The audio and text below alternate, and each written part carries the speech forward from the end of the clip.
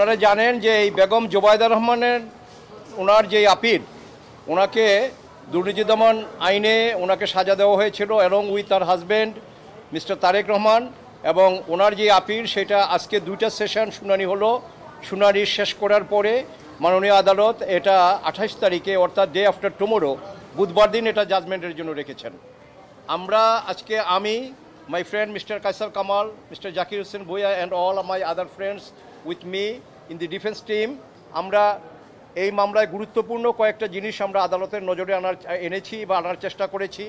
প্রথমত হলো যে যেই সম্পত্তিগুলো দেখানো হয়েছে তারেক রহমান সাহেবের নামে, আমরা দেখেছি যে সেখানে আমি আজকে কোর্টের কাছে বলেছি যে একটা টাকা বা একটা সম্পত্তিও বাংলাদেশের এই 54,000 বর্গমাইলের বাইরে নাই। কাজেই ম্যাডাম খালেদা জিয়া অনেকবার উনি বলেছেন যে বাংলাদেশের বাইরে আমার কোনো ঠিকানা নাই। আজকে আমি আজকে বিমোহিত যে ওনার কথাই যেন সত্য, সেটাই আমরা আজকে কোর্টের কাছে বললাম যে ওনার যেই সম্পত্তি, প্রথমত হলো যে এই একটাও তার জ্ঞাত আয়ের বহির্ভূত না, একটাও কোনো অসাধু উপায়ে অর্জিত না, আর একটা টাকা বা একটা সম্পত্তিও এই 54,000 বর্গমাইলের বাংলাদেশের বাইরে না, অর্থাৎ বাংলাদেশের বাইরে এই পরিবারের কোনো ঠিকানা নাই। নাম্বার 1। নাম্বার 2 হলো যে কতটা অবিচার করা হয়েছে। শহীদ রাষ্ট্রপতি জিয়াউর রহমানকে হত্যা করার পরে 1982 সনে 1982 সনে এই মইনুল হোসেন রোডের ক্যান্টনমেন্টে মইনুল হোসেন রোডে যেই বাড়ি ওনাকে থাকতে দেওয়া হয়েছিল, ওনার অনাথ 2 সন্তান এবং ওনার স্ত্রীকে বেগম খালেদা জিয়াকে, ম্যাডাম খালেদা জিয়াকে, সেই বাড়িটাও আজকে এই মামলায় দুদক বলছে যে এটা তারেক রহমান সাহেবের অর্জিত সম্পত্তি এবং এটা অবৈধ সম্পত্তি।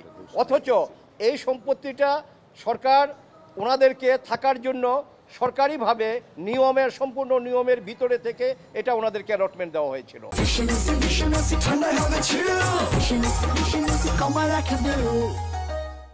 আরেকটা প্রপার্টি আছে আপনার গুলশানে, সেটাও আপনার রাষ্ট্রীয়ভাবে সরকার যথাযথভাবে ওনাদেরকে 1982 সনে দান করেছিল, 33 টাকা মূল্যমানে যে স্টাম্প করে একেবারে ওনাদের মালিকানা সেখানে নির্ধারিত করে এই পরিবারকে সেটা দেওয়া হয়েছে।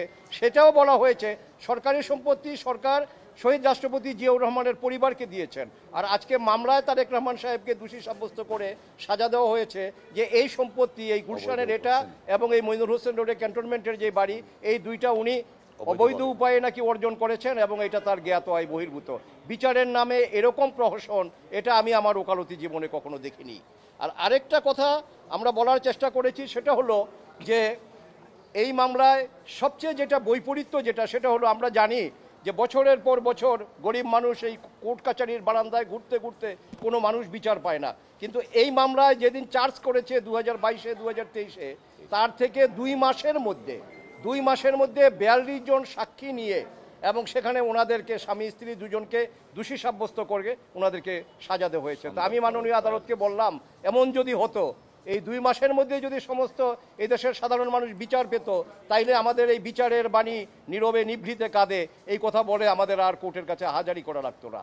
কাজেই এই সমস্ত কিছু দেখে আমি বলেছিলাম যে এমন যদি হতো, যদি 2 মাসেই বিচার শেষ করে 42 জন সাক্ষী নিয়ে 2 মাসের মধ্যে বিচার শেষ করা যেত, তাইলে বাংলাদেশে আমার মনে হয় যে আমাদের এই কোর্টে, নিম্ন আদালতে এবং এই যে আমাদের উচ্চ আদালতে কোনো মামলা আর পেন্ডিং থাকতো না, সমস্ত মামলা এভাবে শেষ হয়ে যেত।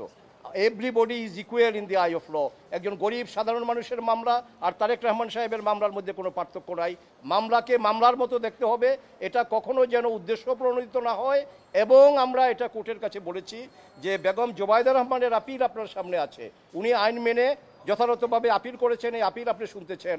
আমাদের এখানে নজির আছে, 21শে আগস্টের মামলায় আপনারা জানেন হাইকোর্ট ডিভিশন এবং অন্যান্য গিয়াসউদ্দিন আল মামুন সাহেবের সাথে আরেক মামলা এবং ম্যাডাম খালেদা জিয়ার জিয়া চ্যারিটেবল জিয়া অরফানেজ ট্রাস্টের মামলায়, সেই মামলায় তারেক রহমান সাহেবের আপিল ছিল না, কিন্তু আমরা মাননীয় প্রধান বিচারপতির ওনার নেতৃত্বে যেই বেঞ্চ অ্যাপেলেট ডিভিশনে আমরা সেখানে প্রেয়ার করেছিলাম যে মিলর্ড যদি দেখেন যে এই মামলা প্রমাণ হয় নাই, সেক্ষেত্রে যিনি আপিল করতে পারেননি, আপনার এই রায় একুইটার যদি আপনি দয়া করে দেন, এটা যেন ওই নন অ্যাপিলিং একিউজদের বেলায়ও প্রযোজ্য হয়, আপনি সেটা বিবেচনা করবেন।